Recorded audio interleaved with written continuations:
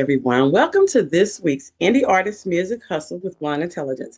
I'm your host, Miss Roni, where I always seek to give you exquisite cranial repertoire. This week, we have a very special guest, Maxx. How do you say your name? Osama? Osama, yes, ma'am. Maxx Osama. How you doing today? I'm doing good. You? I am doing just fine. What we're going to do is let you take over and tell us a little bit about yourself. Well, I'm Maxx Osama, independent artist, man. I reside here in Tennessee, East Tennessee to be exact, man. And I just been on this journey working this music, man. I also have a 9 to 5 where I cook, so I consider myself a cook both ways. I cook on beats and I cook in restaurants, which I work at a buffet style restaurant. So busy ain't it's not enough hours in the day for me to do all the stuff I need to do, but music is my passion. I love it. Way to express myself, form of therapy for me. And, I just like giving people my life story. I don't have the time to write a book. It's a lot faster for me to do it on the beat. I got you. So, how long have you been an independent artist? Uh, well, I've always done music, which I started due to the fact that I used to like poetry. I wrote poetry a lot, and then I love music. I'm an '80s baby, so I grew up in the hip hop era, like a real hip hop era. So once I started to see I had a way with words, and with my interest in music, I gave it a shot. So I was about 14, 15 years old, but I started taking it serious from a professional standpoint about 3, 4 years ago. Okay. Okay. So, with you being in hip hop, right? Yes, yes, yes. Which I mean, I do multiple genres, but my preference is hip hop. Yes. What do you think about the hip hop climate right now?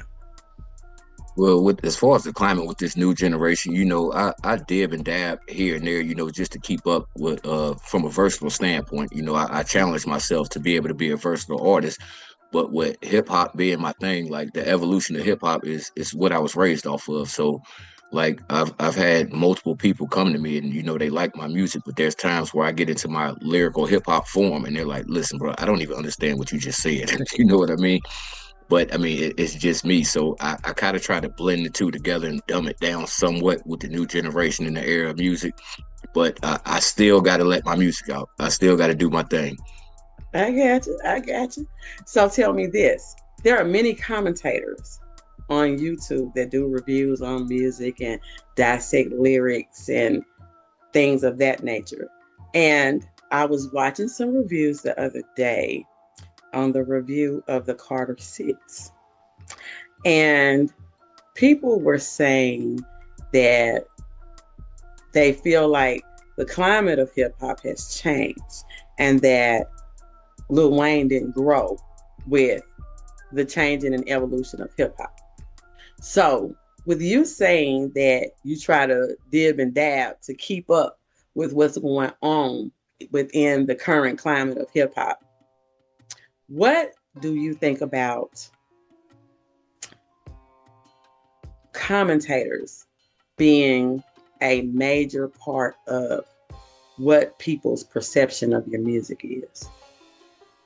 Well, depending on how big the actual commentator is itself on his platform and what business it is he's controlling, it could be a major part because if it's somebody who has a wide range of followers, people are going to continue to look at this. And the more you look at something, the more you look into something, it becomes a part of you. You're almost training yourself.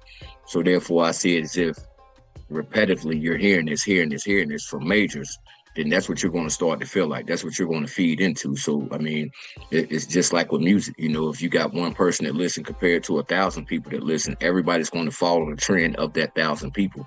And that's what I do, just like personally myself with music nowadays. It's more so a popularity contest than it is a talent contest anymore. Okay. On one of my shows that we had some technical difficulties on, but on one of my shows, I interviewed an executive that was part of Interscope Records. And I know that with a lot of these major distribution deals, for which anybody can get a distribution deal, but with some of these major distribution deals, like with Universal, that some artists have, there's a threshold that you have to meet. How do you feel about social media being a major part of whether an independent artist gets a decent distribution deal or just have to settle for using general distribution? Well, with social media being involved in things, it's more so. I look at it from time to time as you're a musician, you're an artist, but then there comes a part to where you're almost playing a role, you're a character, and it's due to the fact of needing this large following and these numbers. So therefore, these people see you, they want to be interested in you because at the end of the day, it's a job. So with them expecting you to meet the expectations of a certain criteria, it's just like a job. If you work in production, you got to get this amount of things done, or they're going to let you go, or they're just not going to deal with you in any way, shape, or form. Which is why I challenge myself to touch multiple areas with music to be noticed, with the understanding that if it happens to land and say so not much as lyrical hip hop, that I'm still uh, qualified to do that. It may be more challenging for me, which is when creation becomes work, which I mean that's what we do, but more so when it comes to my preference, it's easy. Okay. So tell me some of the other genres that you have fused, had a fusion with, So I've touched everything except pop. except pop. Why except pop?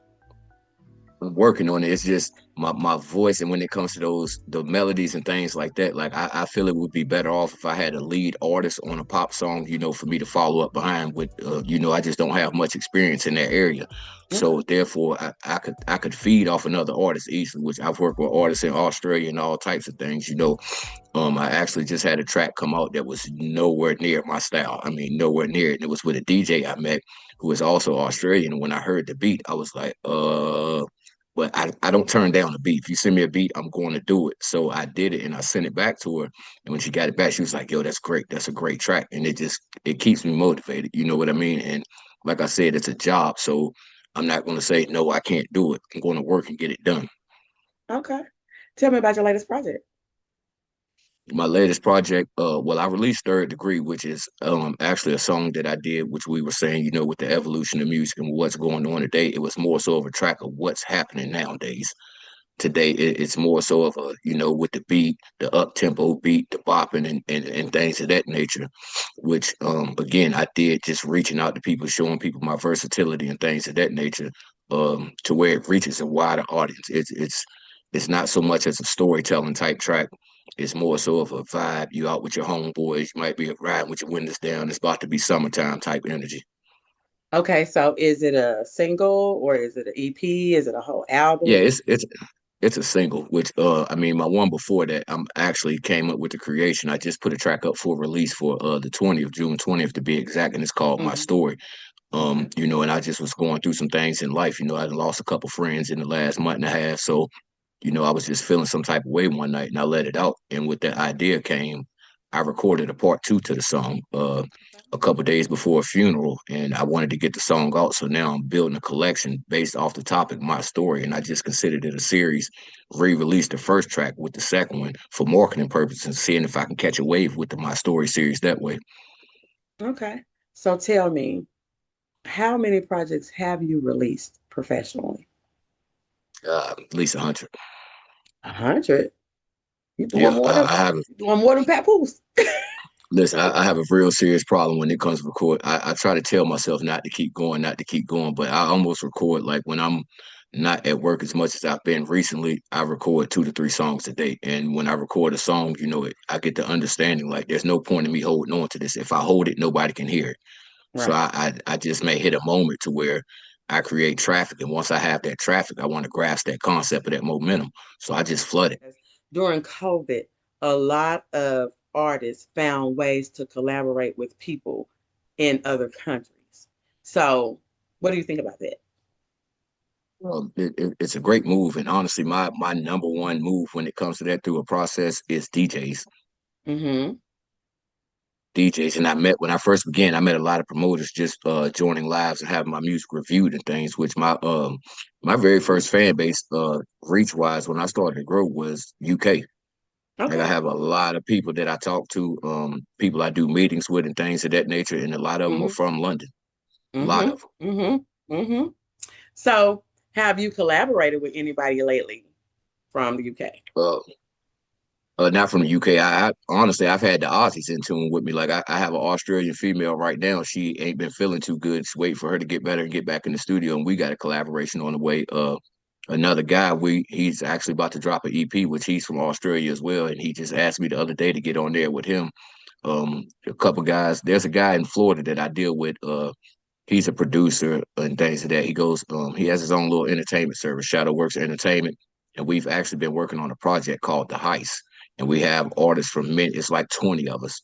And we're Okay. working a situation out to where we're shooting content and things of that nature and making single individual records and just collabing within the 20 people. But we're shooting it like a real heist. That's what I wanted you to tell me when I say, tell me a little bit about yourself. Business chemistry when you're doing a collaboration. How important is that to you? And I know that some artists can say, well, I record here and they record there, and we just go in as just work or whatever. But how important do you think it is to have natural business chemistry, such as how Megan Thee Stallion and Cardi B had it on WAP? It's a great ordeal because it's going to cause both artists to continue to work after the studio session. For as far as promotion, marketing, and things of that nature, it's way more than just recording a song and putting it out and hope your people see it.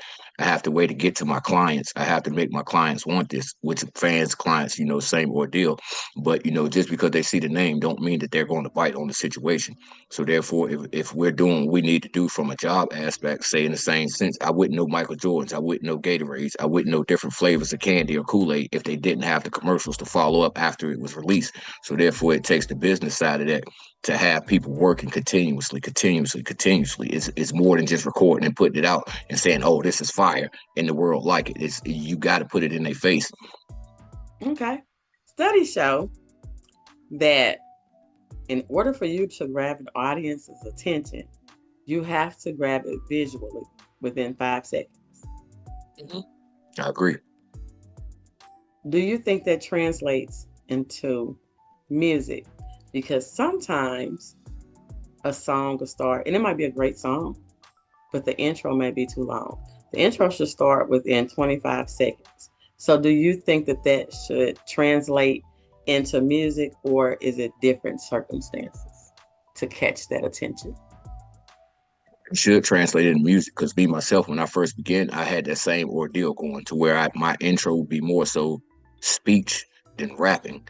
And within my second year, I would, as far as me networking and learning multiple things, a lot of people told me, the song was good, but you're losing that audience because your song ain't starting. So I learned to construct myself and at least give my hook to a sense to where they hear the hook and now they want to know what the rest is within a 10-second time span. Okay. So does that, I would say, influence the way you write a song?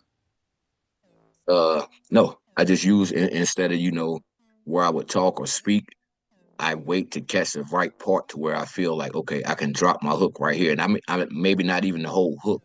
I may just kind of vocalize myself through at that point, and I cut the hook off, and then by the time I cut that off, the beat will drop, or I'll go ahead and start my verse, and then switch my tempo when the beat drops to catch Okay. the beat. Okay. So, next question. AI. What are your thoughts on AI in music? Now, the reason why I asked this question is because I may have the producer wrong. I think it's Timberland, and it may be somebody else that has an AI artist. And some people are not feeling that. And I understand the concept of it. But as a independent artist, as a creator, what do you feel about the trajectory of AI in music right now? AI to me is a dangerous type of thing, but I mean, it makes it more competitive. But my whole outlook on the whole ordeal, AI don't think for itself. You got to give it the words. It can't True. think for itself. So if I can elevate myself to the person who's using the AI or beyond the person that's using the AI, I wish you the best.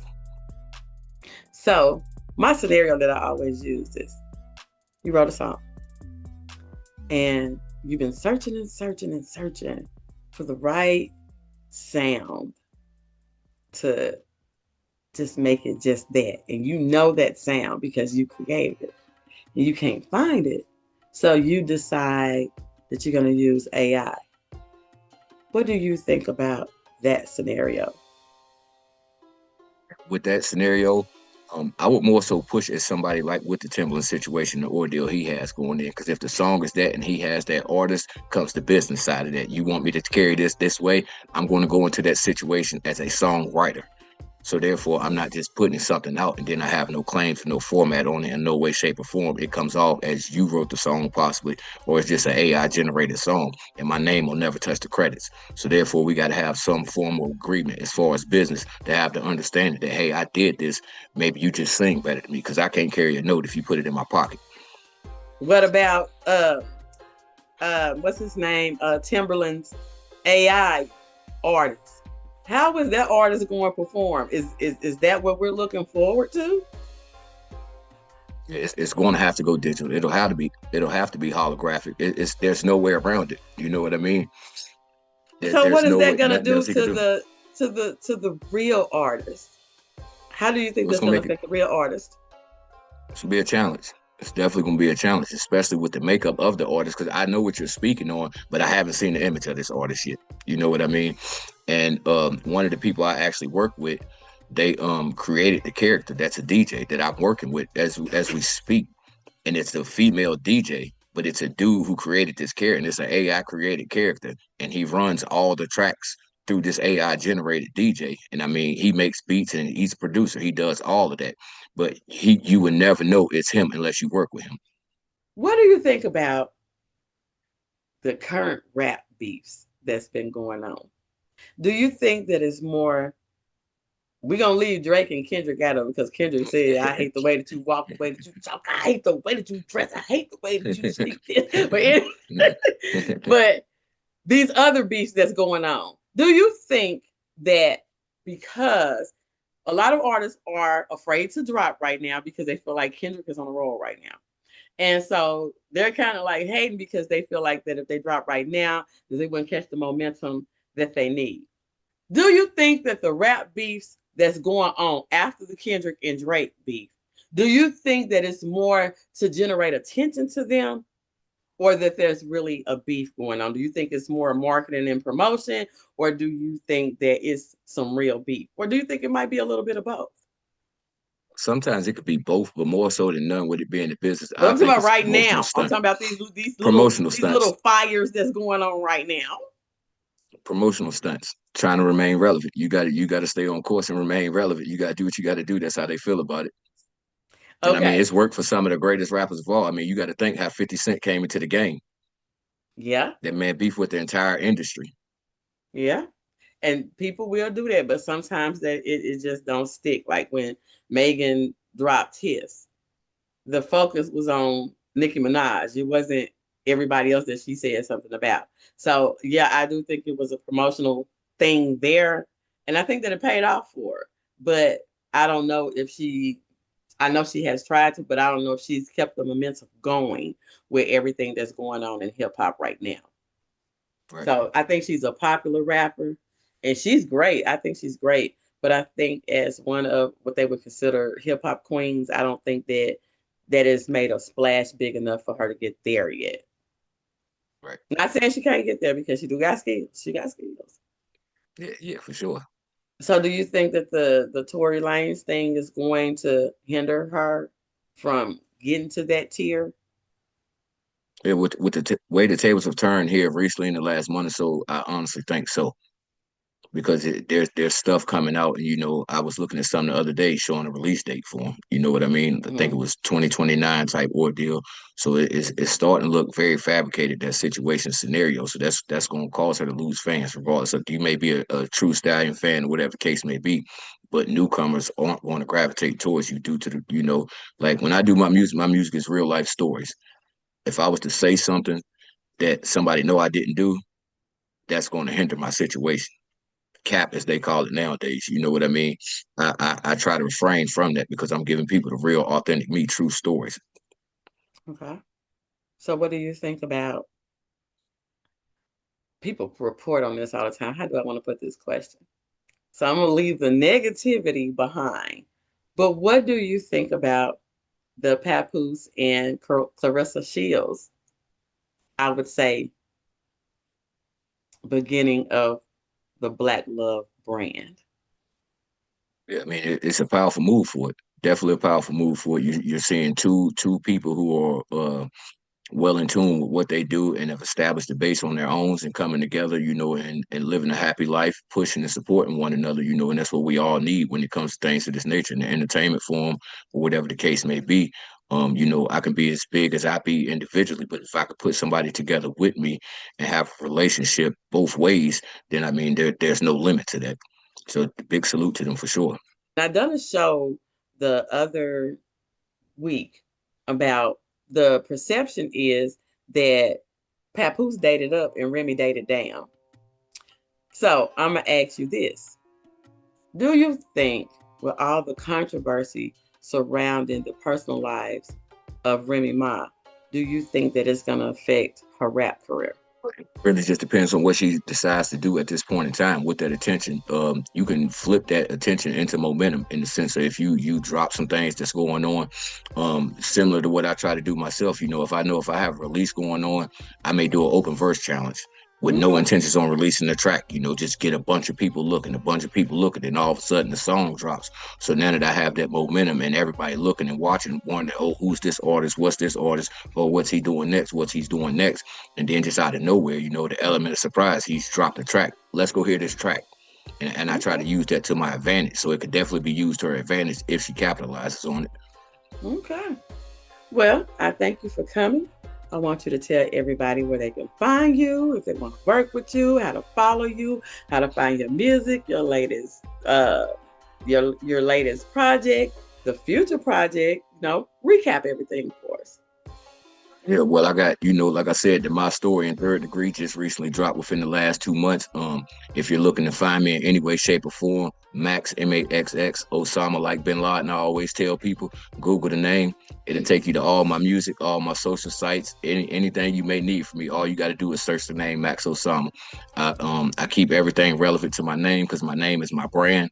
Which of course I LLC my name because I carry it in the business format. So if you want to do business, music, collaborations, you need some merch, whatever it is you may need, look up Maxx Osama and reach out to me and get in touch, man. I got t-shirts, hoodies and things of that nature. I'm actually working. I just talked with a lady the other day who's actually a friend of mine, and I didn't know she had the machine she had.